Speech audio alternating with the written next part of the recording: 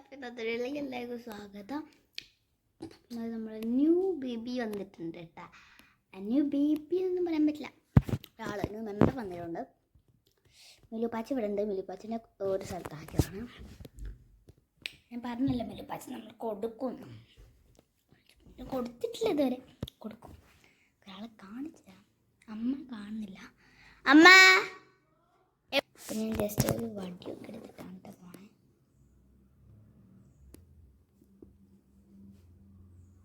ഇനി വരുമ്പോൾ ഞാൻ കാണിക്കാം കേട്ടോ.